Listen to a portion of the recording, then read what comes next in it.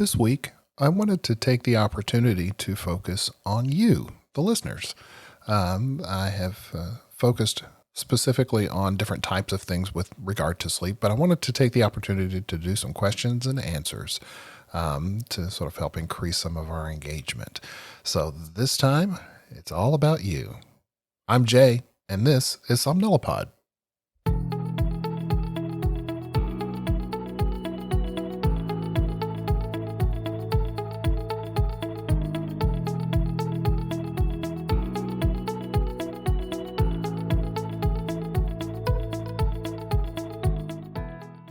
Hello, everybody. Welcome back. Again, I want to thank you for sticking with me. And as part of my gratitude for you being here, I wanted to use this opportunity today to answer some questions that you've submitted and just sort of give you a little bit more of an interactive experience with this.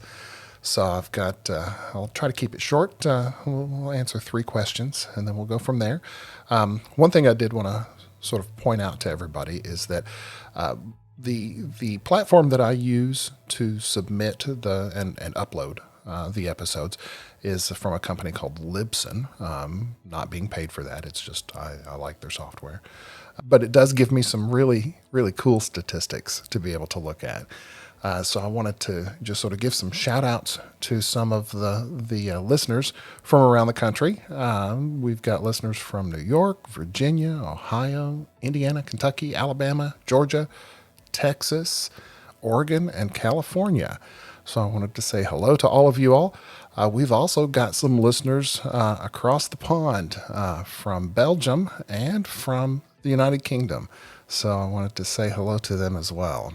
And as I mentioned, we're going to be taking some listener questions today.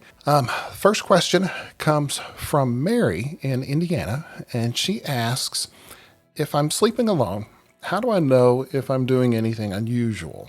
Good question. Typically, what we like to point out to people is that if you don't notice that there's anything wrong, then there may not necessarily be anything wrong. Now, the opposite side of that coin is that you're asleep at the time, so you don't know if you're doing something that you may not necessarily consider normal. So, for example, there are a lot of professional sleep doctors that like for somebody else to come along with the visit, somebody that may live in the same household but not necessarily sleep with the patient, that can report things like having noticed them sleepwalk or hearing the snoring through the walls or something like that. You can also use technology to help figure some of this stuff out. Interestingly, you can use your phone. There are some apps for your telephone that listen during the night, so you can listen for snoring, and it will actually give you some stats on that as far as like the total number of episodes that it hears during the night, and break it down to a per hour episode of snoring that it may hear. Also, you can use your fitness trackers, your smartwatch, Fitbits, things like that, to actually track sleep. We'll talk a little more in depth about how they do this, but they give you a lot of information about what they consider the depth of your sleep, and they'll even break it down into active and quiet sleep, things like that. So there are some things that you can do, even though you may be sleeping by yourself, to figure out if you're doing something unusual. Rule of thumb, if it ain't broke, don't fix it.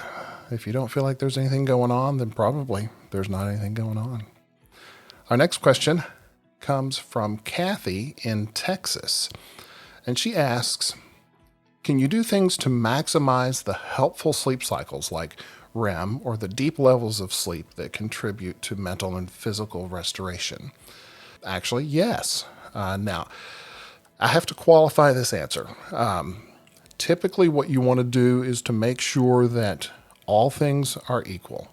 So we've talked a little bit about sleep hygiene and making sure that you're doing everything you need to do to get a good night's sleep. So, for example, if your sleep is not disrupted by anything unusual, you don't have a sleep disorder, you're getting the appropriate amount of time, then your body will acclimatize to that. And you'll actually get the appropriate amounts of each of the sleep stages that your body feels it needs. Now, that being said, there have been studies and there are some things that do show to increase some of the sleep stages, like the deep sleep and the REM sleep. One thing that you can do is to have a soak in the sauna or the hot tub. Increasing your body temperature has shown to help increase some of the slow wave sleep, the amount of slow wave sleep time that we'll see at night. Also, intense prolonged exercise, typically aerobic exercise, will help to increase the amount of slow wave sleep that we see, the deeper sleep. Now, that is not to say that you should exercise right before bed. You never want to do that, simply because exercise is a stimulating activity. You don't want to be doing that and then trying to switch off from being hyper alert to being quiet. So you want to try to exercise at an appropriate time, several hours before bed or earlier in the day. But consistent, intense aerobic exercise has shown to help increase some of the slow wave sleep. Also, interestingly, a short-term low carbohydrate diet in regularly healthy sleepers has shown to increase some of the slow wave sleep and some of the REM sleep that we have. They don't know specifically why, but they think that some of it has to do with the way our bodies metabolize the fat content in the low carbohydrate diets. So, and again, this is something that we can talk about in more depth later. Your gut has a lot to do with the way we sleep. So we'll investigate that down the road. Also, there are some medications that can affect the amount of slow wave sleep time. Now, they're not things that you would necessarily say, hey, doctor, I would like to increase my slow wave sleep or my deep sleep, so give me something for that. Typically, these are just going to be a side effect of certain medications. For example, antidepressant medications.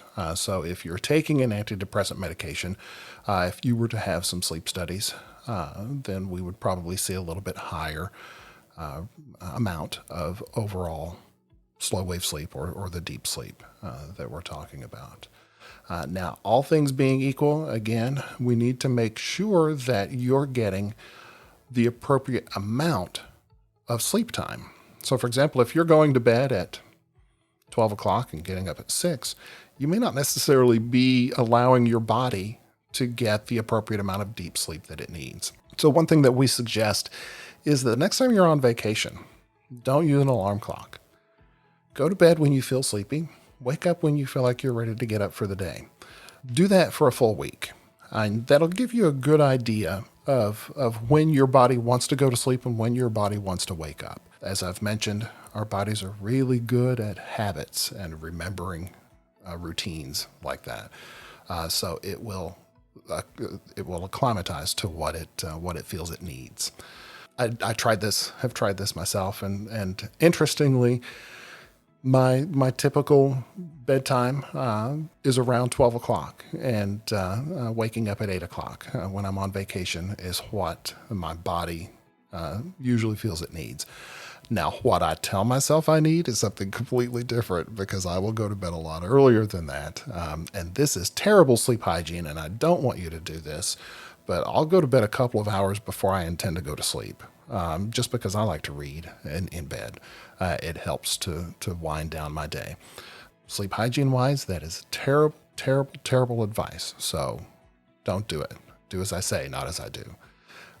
However, that does tend to sort of affect my ability to get a good, consistent night's sleep. I'm also having to get up early for work. So my sleep times are a little bit different. Now, once I retire, that may change. I may be staying up a little bit later, just as a result of not having a specific schedule to have to keep.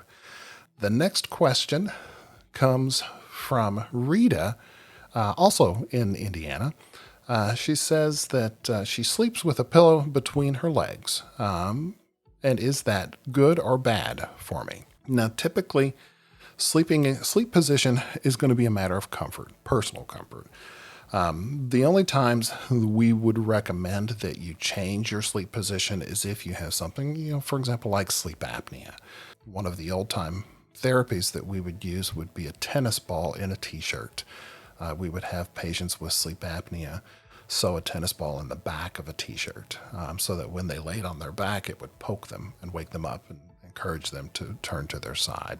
Something similar with the pillow between your knees is that it is going to help keep you on your side. So if you do suffer from sleep apnea, that is one thing that can help with that. That's not necessarily going to be an effective overall treatment, but it is something that can help. Another benefit of sleeping on your side and using a pillow is to help keep your spine and your hips in line, so that it reduces the amount of discomfort or pain that you may feel. A lot of patients have their nighttime sleep affected by pain. Pain and discomfort. If you're not comfortable sleeping, you're not going to be able to sleep well. So keep that pillow in between your legs if you need to help reduce the amount of pressure and discomfort and like hip torsion. You don't want your hips to turn at night because you may wake up with a little bit of back pain as a result of that. So sleeping with a pillow on your side, a pillow between your legs and sleeping on your side is again a matter of personal comfort. So it's not necessarily going to be bad for you. In fact, a lot of physicians, especially chiropractic physicians, will recommend using something like that. They even make specific pillows that are foam pillows with divots on both ends to help with that, rather than just taking a regular pillow and stuffing it between your knees. You can use one of those specifically custom shaped pillows for sleeping on your side. Now, I really have enjoyed getting comments and questions from you guys, so I do want you to definitely keep that up. You can always reach me by email at j@somnilopod.com. You can follow me on Facebook, Instagram, and interestingly, I now have a Twitter account. So I was able to get that taken care of. So you can follow me on Twitter now as well. I can't tell you how excited I was to be able to do that. It's the small things. But again, please send in your comments, your questions, ideas for episodes. I want to make sure that I'm giving you some things that you need to help you get a little bit better sleep and to give you a little bit of entertainment. One of the things that I thought was interesting that someone pointed out was that my voice tends to be very, very mellow and very calming. And I thought, if listening to me talk actually puts you to sleep, then I'm going to take that as a win. If you pop those earbuds in at night before you go to bed, if you want to listen to me before you fall asleep, hey, more power to us, as long as we're getting some good sleep. So again, I want to thank you all so much for sticking with me, and hope that we will talk again soon. And in the meantime, hope you get a good night's sleep. Thanks.